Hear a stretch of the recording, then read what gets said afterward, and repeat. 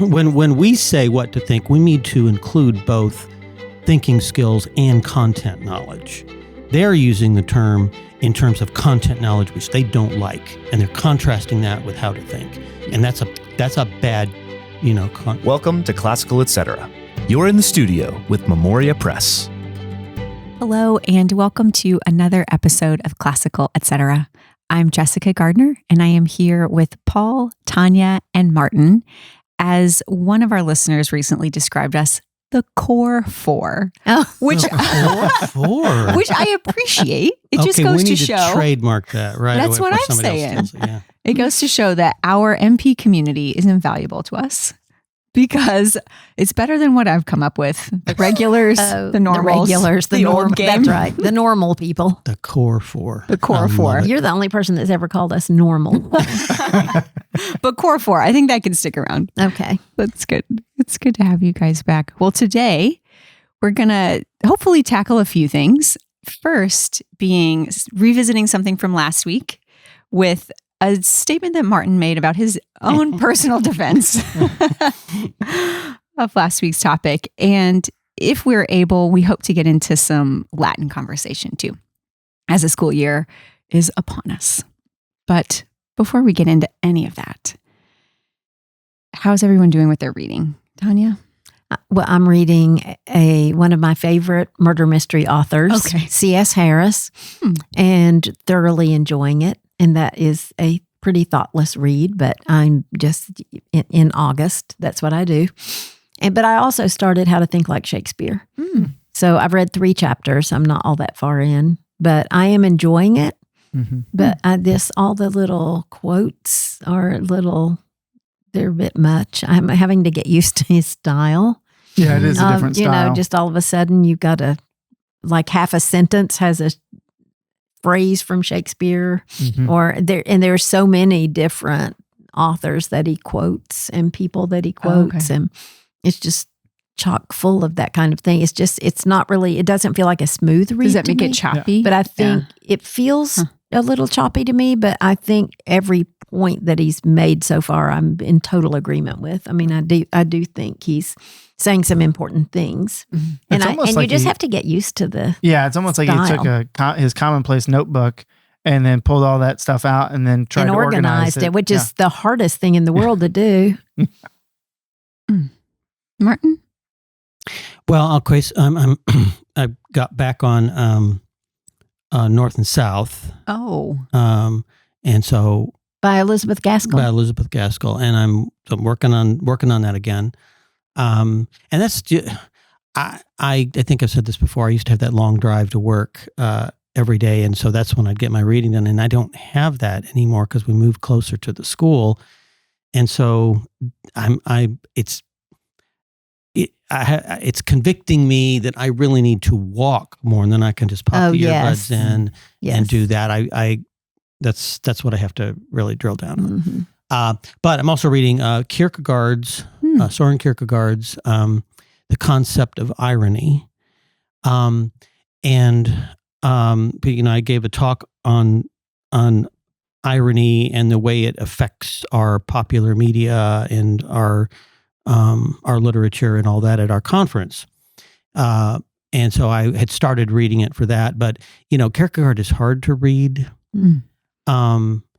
In the first section, he's going over the Socratic dialogues and talking about how Socrates uses irony. It's actually very interesting. So I'm into that right now. Enjoying it? Yeah, I actually am. Yeah. Paul? I finished Hounds of God, and then I've been on a cleaning kick lately. Not only my desk this morning, but cleaned my bedside table the other day. I could actually see all the books that I had piled up there. Did you find something fun? Well, I realized I had started Our Man in Havana by Graham Greene, and I hadn't finished it. So I thought, I'll finish that one. So I finished that one, which was good. And actually, I was talking to somebody about it, and I was telling him that it just feels like one of his more like thriller, like it's a comedy. It's really funny because it's this vacuum salesman in Cuba who MI6 approaches and says, "Would you be our man?" I remember you talking about that. And so the guy ends up just making stuff up and sending it in. And MI6 thinks, oh my gosh, this is a hotbed of activity. And it just all blows out of proportion. And, it's a really fun read. It sounds fun. But it's not a, the Graham Greene novels I like is where he really deals with faith. Right. And it's not one of those. But then when I started talking about it and thinking about it, he does deal with this idea of that you can't love a country. If you go, like in this example, in his example, it's like you don't die for England. You die for your little neighborhood of people that you know, and the pub you know down the street, and the farmer you know that brings in the milk. Like that's what you're dying for. You love individuals. You don't love a nation. And I thought that was really interesting because he has a lot of books where he's kind of critical about the secret agencies, right? The intelligence agencies, and I think what he's getting at there is that what we really care about are not the great nation states at war, but what's our little neighborhood, our backyard. That's a theme in a number of different things. And what that makes me think of is the BBC production of Foyle's War. Oh, I love that. Because he's a I guess a detective in a small English town. And so he's always running up against one of the big federal agents, because this is during World the war, War II. So they're concerned about spies. And this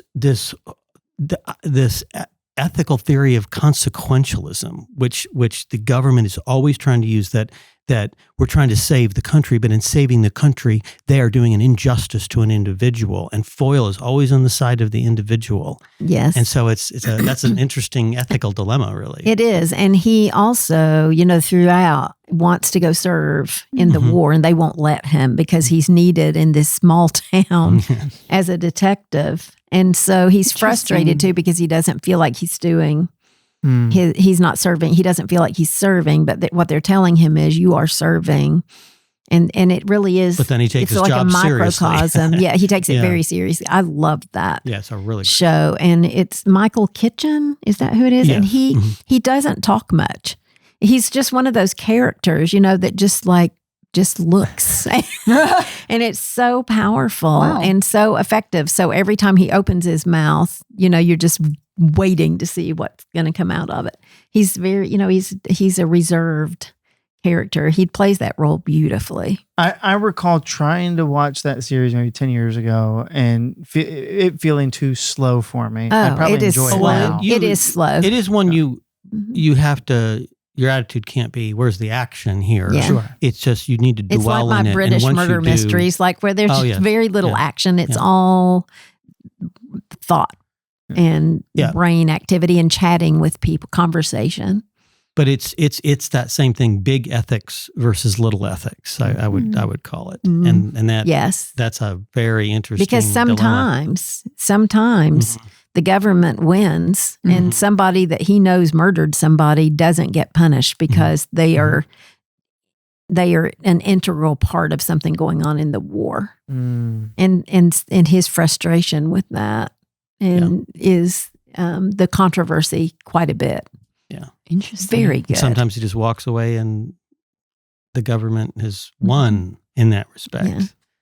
Yeah. And how do you deal with that? Right. I mean, do you do an injustice to one person in order to save 5, 10, 100? There's the trolley problem. But then you also have, right, can in the Graham Greene sort of sense, can you have a little neighborhood without a broader coalition that's defending the interest of that neighborhood, right? And so you wouldn't have those little hamlets in England if the nation state of England wasn't willing to fight for its freedom. Yes. And so you've got that push and pull, and they both have to coexist, but they're always going to exist in tension. Interconnectedness. And if we lean one way too far, either direction, we're going to end up with major problems. But it's so fun to explore those. I mean, those conflicts are in our lives all the time, and it's really great to explore them through literature, and in this case, through a drama. Well, and it's also a conflict between consequentialist ethics, that the right action is the one that has the best consequences, versus the sort of virtue ethic that you're a human being and you have to do what is good. Mm-hmm. You have to do what a good human being would do, and those sometimes butt heads, and that's what's happening in those cases. And I think we should. Are you going to read The Chosen?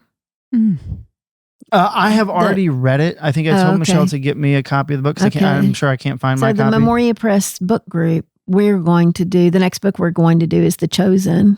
By Time Potok. Oh, okay. Yeah. So I think we should read it. And then we can talk about it. We can do an episode and people can read it with us. Yeah, I mean, it's a phenomenal book. I mean, it's really, really good. And it's our copy editor's favorite book in the world. Like it's her favorite book ever. Potok is like her favorite author. Yes. She's wanted us to read this book for years and we are going to do it now. So can you give a little bit of context? Nope. Okay, I've not read it. What I recall of the book, so My Name is Asher Lev, that Potok also wrote. We read that one already. Which is an excellent book. Yeah, it's an excellent book, and it's the sort of the Hasidic Jewish struggle with the concept of art, because they see that as idolatry, but there's a child who's just very gifted in that, and what does it look like growing up in that community and his struggle with that?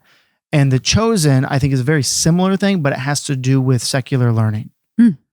And so versus the learning of the Torah.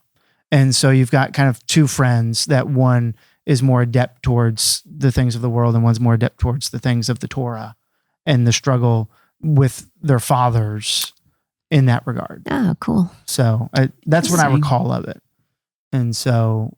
and nobody would, if anybody would want to read it, if we decided we wanted to do an episode on it, there's loads of time because we are not a fast book group. No, we don't meet every month. No, we meet whenever the majority of people, we don't even have the books. Right. Okay. And then it's when the majority of people have read it, then we'll set a date, which will be like 3 weeks in the future so everybody else can catch up. Yes. So. Oh, that's funny. Well, perhaps we should start with just revisiting, catching people up on the debate from last week. We were discussing a particular phrase that we've used before, that we don't teach children what to think, we teach them how to think. And it was said that Martin's used that phrase. And Martin, you said, no, I have not. Paul, you've spent the last week kind of stacking the deck. That sounds like I spent way more time on this than I actually did. I did call in some help though. Okay. Yeah. What'd you find? Well, for one, I have this article called What is Classical Education that Martin wrote in 2016. And he's got this line in it. I will quote Martin. Today's education is almost a direct inversion of the old classical emphasis on how to think and what to do. The political and vocational emphases of today's education teach students not how to think and what to do, but what to think and how to do. Which seems to indicate if we don't like the today's education as an inversion of the old classical emphasis, that teaching them what to think would be a bad thing. That's the inference drawn from the phrasing. In Martin's words. In Martin's words. I have this article called 3 Classical Terms, which was published by Martin on July 18th, 2018, that says a curriculum that stressed how to think and what to do was turned upside down in the new curriculum, where the dual priority was not on how to think and what to do, but on what to think, indoctrination and political ideology, and how to do vocational training. So I think we may be getting some clarification on this one that's helpful. Mm-hmm. And then I found this. Boy, he's been doing this is from 2012. I thought somebody was stalking me. Progressivism with its political emphasis and pragmatism with its vocational emphasis, which is not an education in how to think and what to do, but an education in what to think and how to do. If you wanted a simple, practical definition of classical education, what I find is that many classical educators can't say in just a few words what classical education is. All right? Now I've said how to think and what to do. So that's your definition, is how classical to think education and what to do. But last week you said you never said that. No, I didn't say that. You said that I said, we're not teaching what to think, but how to think. That was what you said. I said, I have never said that because that is a different juxtaposition. And particularly in the context I'm talking about there, which you didn't play the context. Okay? I played the entire clip I had. Okay, well, that's not the entire speech. Okay. Yes, so let's that's right. If anybody wants, we have that entire speech, which was like 45 minutes or an hour long, that I scrubbed through. I did not sit there and listen to the whole thing, but if you like the whole thing, we can get that to you. All right. So what I was talking about, the original formulation of what education is, which is in Homer's Iliad. And it's where Phoenix, Achilles' teacher, tells him, your father commanded me to teach you how to speak and what to do. That's the first formulation of what education is, right? First definition. And so what I said in that article, this is the context here, is that I don't need to read what I wrote. I wrote it. And yet, right. You always remember, yes, what you've written. So I said, now how to speak? Speaking is just a reflection of thinking. So we can say how to think and what to do, right? And my point, I was talking about the contrast. The contrast here is between classical education, basically, and modern education. And in modern education, the two aspects of it are a kind of in many of our schools, kind of this educational progressivist indoctrination, and in all this thinking skills rhetoric, which they can't really define. So I was contrasting the emphasis on thinking and knowledge and on virtue, knowledge and virtue, versus this idea that we're indoctrinating children and saying that we're teaching them how to think when we really don't. It's just all this thinking skills claptrap, right? That's what I was contrasting there. But what a progressive is doing, an educational progressive is doing, when they say we're not teaching what to think, we're teaching how to think, they're saying we're not going to emphasize knowledge. That's what they're saying with that. We're going to emphasize, thinking skills. That's their excuse for not teaching knowledge. They're not interested in content knowledge. So progressives use this term? Oh, progressive. That is a progressivist slogan. So to come to Martin's defense, I like to attack Martin more than I like to come to his defense. But I also found this other article on Classical Latin School Association's website from 2020 that's titled "Classical Education Today: Counterfeit or Real?" And this was when Martin was on his big Dorothy Sayers kick. Yes, and he said.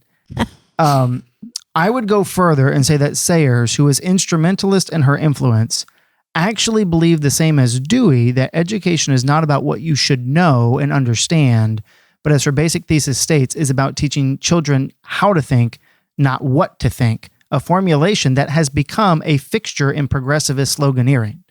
So that's that formulation of how to think, not what to think. Mm-hmm. The only time I found anywhere in any of Martin's writings, now I could not be exhaustive, but he clearly says that's a progressivist slogan. However, when it was pitched for years that the progressivists teach what to think and that's a bad thing, that formulation of what to think, I think in a lot of our listeners' minds has been solidified as something bad. We don't want to teach our kids what to think. Right. Because, but it's our definition of it. Because what we mean by what to think is we are giving them facts and we're giving them knowledge to build upon. We're giving them dates and we're giving them history and we're giving them literary terms. I mean, we're giving math facts. We're giving all of that knowledge is a huge part of what we do. But in the progressivist mind, if thinking of it as in progressivism, what to think becomes a bad thing because, or do they? But for them, it's content. Is it just ideology? Yes. Right. Yes. So Correct. they, I think in all the speeches I've ever heard Martin give on this, Martin has said what classical education is trying to do is free the mind, right? Give you a liberal mind where you can think freely, whereas the progressivists are trying to basically, and he never uses these words, but trap the mind into a particular ideology. And that's what he's getting at when he says what to think. That's what he's getting at, is this dichotomy between, no, we want to free you. We want to give you all the tools to be able to think freely versus, no, we actually don't want to give you those tools. We're going to pay lip service to it. But what we want to actually do is pump out people that are on our political side. Yeah. So it's about politics? When we say what to think, we need to include both thinking skills and content knowledge. They're using the term in terms of content knowledge, which they don't like, and they're contrasting that with how to think. And that's a bad. How do you defend not teaching children content? How would you defend it? Yes. I actually don't think they defend it, right? Like when the experiences I have had and continue to have with public education, modern education, and other schools is that they want you to feel like your child's learning all about the world and all these things that we say we have to teach content knowledge.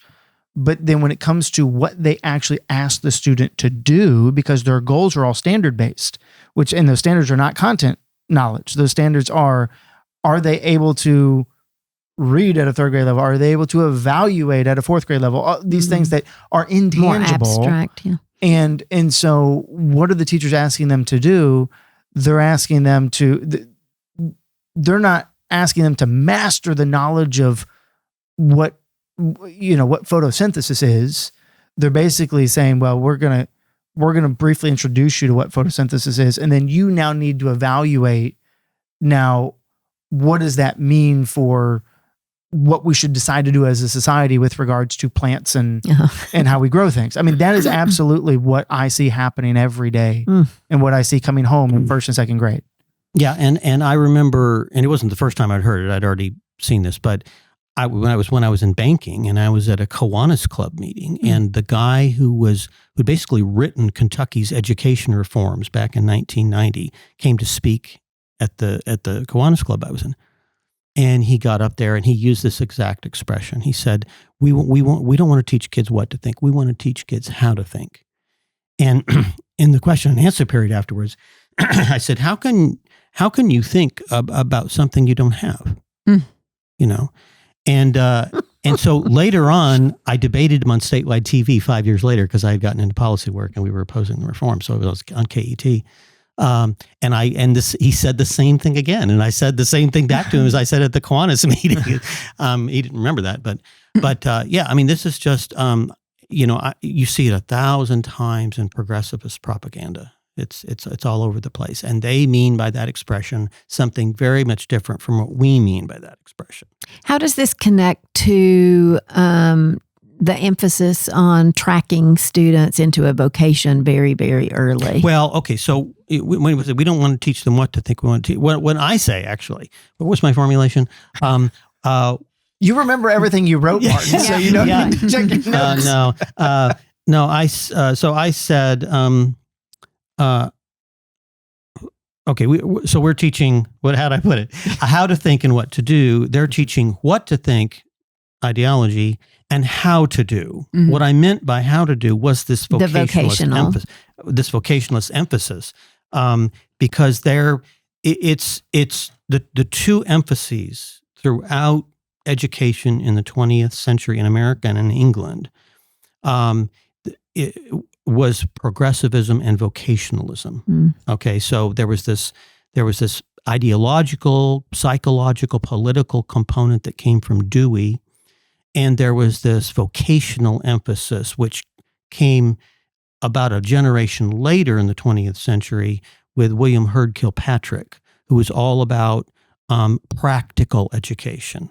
And part of that practical education was just teaching kids to get a job. So all since the 1940s, the first round of progressivism in the 20s, it's all that Deweyite progressivism. But then Kilpatrick, who calls himself a progressive, he kind of shifts the emphasis, and Dewey doesn't like it. He actually comes out and kind of repudiates it. But it becomes a part of the whole progressivist movement, these dual things, the sort of ideological component and the vocational component. And every time there's a new national education reform every 25, so they're in 25-year cycles, it's always those two things again. And they're just repackaged, same slogans. We've forgotten them from 25 years before, so we just roll them out again. And would they be able to provide some sort of statistical research that shows it's successful? That's what's funny to me. No. Is how can they? No, because test scores go down. They don't. I mean, they're teaching. They're teaching to these tests also that are more conceptual than these facts that you know. Like, can you read this story, and then what do you think this tells you about climate change? Kind of stuff. The way they promote it, they don't promote it from the facts because the facts don't support what they're doing. Well, it's the picture of the class and how happy they are. That's literally what it is. Yeah. I mean, Cheryl said the picture of a progressive classroom is a teacher sitting on the floor with her children, and she had a board she had done with all the from our reforms here, which were the same as what's going on everywhere else. And she had all these pictures from the Louisville Courier-Journal of teachers sitting down with their students on the floor, because that confounds the whole process of a teacher being above a student, and a teacher that she knows the stuff and the student doesn't, and her responsibility is to pass it on. Progressives don't believe that. Well, interesting. And I think that what ends up happening is they'll push out one of these reforms. It's contrary to common sense, and it's contrary to how the classical model is built on just a fundamental observation of how humans are, their nature and their development. And so what ends up happening is all of these teachers go, oh, well, we have to deal with all of this, but I really still want to be teaching this, this, and this, right? Like, I want to be teaching this way because this is the way that kids actually learn, which is not the way the reform's pushing. So what ends up happening is over 10, 15, 20 years, it all kind of swings back and so all of the people, all the progressivists pushing this stuff go, well, of course it didn't work because we didn't implement it. So we need to have this renewed emphasis to do this again. And then they have this, all the teachers kind of bow to it for 2-3 years. And then they go, I'm going back to what I know works. Either that or they rename it. Like Phonics is now called the science of reading. And it's this new thing that they've rolled out because they can't admit that when they got rid of Phonics, our reading went way down. And so now we found this new thing that is going to work. And we've tried 5 times it's very failed. Innovative. It's Phonics. It's literally Phonics. And we've renamed it because what was innovative didn't work. So I don't know why we keep having this need. We feel this need to change things. And there are really good teachers out there. I was going to say. Who are very frustrated because they're not allowed to teach content. And they know. But the scary thing is all of the young teachers coming out of these progressive teaching colleges who really don't know and haven't been taught any content. I remember years ago when Martin, we were starting to hire more and more teachers, and Martin said, don't hire any teachers who majored in education. Hire teachers that have majored in a subject so that they actually know something, a content subject. We do hire education teachers, and it's fine. Yeah. And equip them how to teach. Be careful.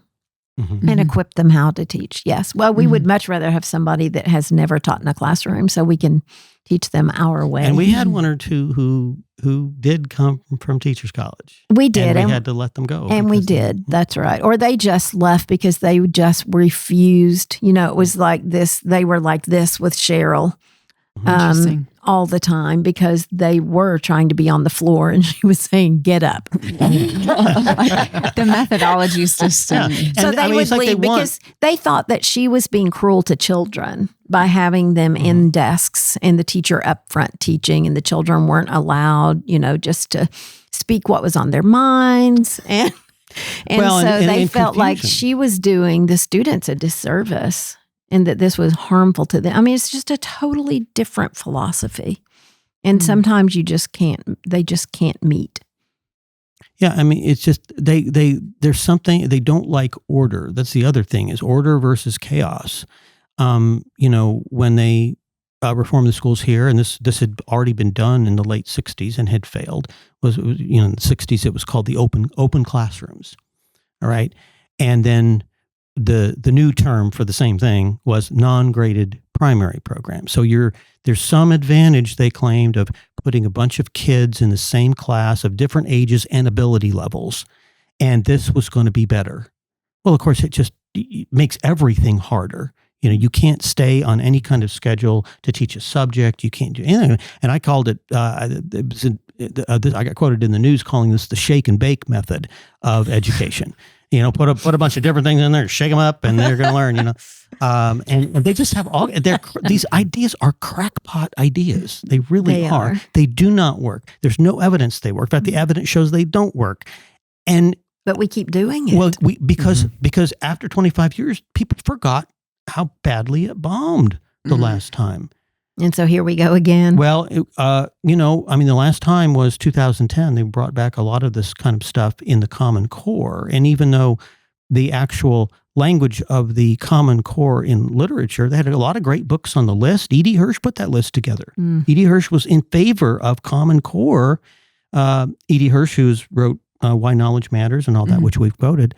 But because he thought they were going to push the literature. They didn't. And you look at the rest of the literature standards, they're problematic.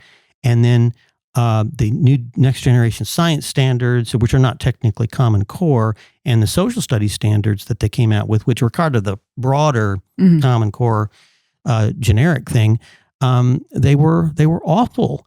And they tried out the same stuff again about, what are we, 15 years ago. And so it's every 25 years. So in 10 years, mark my word, this is coming back again. And they're going to use a lot of the same slogans. But they'll change a few terms, rename some things. And, it'll Common Core, again. People don't even talk about that anymore. It's just like it never existed. And at the time our phones were ringing off the hook. Are you going to change your curriculum so that it matches the Common Core? Are you going? And we were like, no, because this is going to go away. They wanted that? They just were, and they didn't know. So, but some people were worried that we would, and some people wanted us to. Some people were insecure, thinking if I don't do Common Core, then I'm missing something. And it's that crowd, that crowd surge that says everybody's doing Common Core. Well, my child's doing Memoria Press, and it doesn't say Common Core on there. So what are we missing? Well, now we said, remember, we started using the slogan, the classical core. Yeah. But the term core became controversial because they had used it. Then people were calling and saying, oh, I can't believe you're doing Common Core. Well, it was just a word. And now we've got, what was it? The Core 4. That's right. Yeah. Here we go. But people have forgotten about the Common Core, so we'll probably be okay. Who knows? And I wonder if part of the marketing as these things, change on a cycle is partly to appeal to the sensibilities of the time.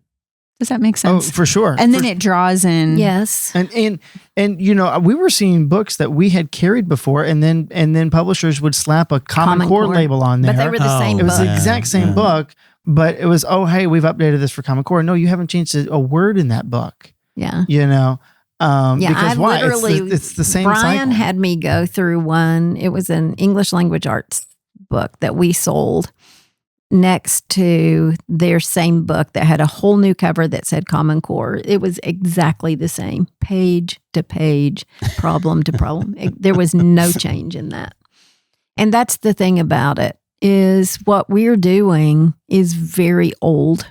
And it's been proven to work for how long? You've written the whole history of it. Well, if we go back to it's so in America, but in America, if we go back to the Puritans, that education worked. I mean, the founding of Harvard and all of our prestigious universities that have now dropped their classics programs, but we know it works. And so I don't know why we keep thinking we have to have change. Mm-hmm. And we can't just all be, of course, I want new clothes. Is that the same thing? That has to do with what? Well, I was just thinking about change. Wanting updated things, but that's so well, maybe, but it's not people who want change. This all comes out of the education establishment. It comes out of teachers' colleges, professional standards boards, teachers' unions. They're the ones who bring this out every 25 years. It goes into hibernation. It's like the monster in It. But have these Stephen people, King, it goes into hibernation in teachers' colleges and comes out on a regular cycle. But have these people been in classrooms? No. That's the problem. Well, is there not people that have actually been face to face with children? Right. Mm-hmm. That's right. That's a broad sweeping statement. I'm sure some of them have. I'm sure some of them have. Should we bring this back and just reiterate that Martin was right? That Martin needs to clarify. Said words in certain ways that lent themselves to be misinterpreted, but now we have clarified what we mean. Mm-hmm. And if you ever see, we teach how to think, not what to think. That did not come from Martin. And Martin would like that repudiated. That idea. We teach how to think, not what to think. You don't like that. I've spent about 30 years repudiating that. So. Well, you've also spent 30 years saying it here. No, I didn't say that. And you would say I didn't put those two things in conflict. That's what was the problem. Yes, but the what to think became was given over to the progressivists. In your words, that's what they do. They take terms and they change them. Right. So we want to reclaim the term what to think when we're saying basic content and knowledge, right? When I say what to think, I'm not talking about ideological indoctrination. Right. When I say what to think, I mean both content and skills. Yeah. So what we want to say is not only do we teach virtue, but we also teach how to think and what to think, right? In the proper context of what to think means we're teaching knowledge. So we're teaching knowledge, which includes content and skills. We're teaching virtue, which includes how to live, how to be human. What to do. Yeah, I mean, you say what to do because you like the what, how juxtaposition. And that's the thing is really, you can say virtue is how to act, right? Mm-hmm. And how to act which tells you what to do. Right. And so the juxtaposition of what and how is where we've really gotten into this problem. It is. But the reality is in classical education, we are both teaching you how and what of virtue and how and what of knowledge. Mm-hmm. And it really is a multifaceted resourcing of the whole person. It has to be. Yes. Whole person. Formation of the whole person. That's an important part. And to observe that what a lot of modern education does is it takes these same things and reprioritizes everything or pits it against something else in the system. It's not whole in the way that classical education is. Which I think is a helpful way to show the difference between the two. I think that's really helpful. And I mean, and then you could say that even, when they talk about vocational education and all this, that actually classical education, the way it was originally done and the way that we do it, is a better preparation even for that. Sure. Especially when we're referring to the whole person instead of just a mind. We're not aiming toward that, but it in fact is better preparation for that. Mm-hmm. Well, any last words after all that? I think we're all in agreement. I think so. Yes. But well, that's would be nice. First. But it really would be nice to have a classical teacher article on this, how this term has evolved. No, that's not going to do it. I mean, it's going to have to start with, this is the catchphrase that everybody's using now. Mm-hmm. And this is what it means to us. Mm-hmm. Yeah, get that written. That would be really good. Like, it would seem that they're in contrast, but here's what kind of like you cleared up the Dorothy Sayers thing. You can clear this up too. Sure. Why not?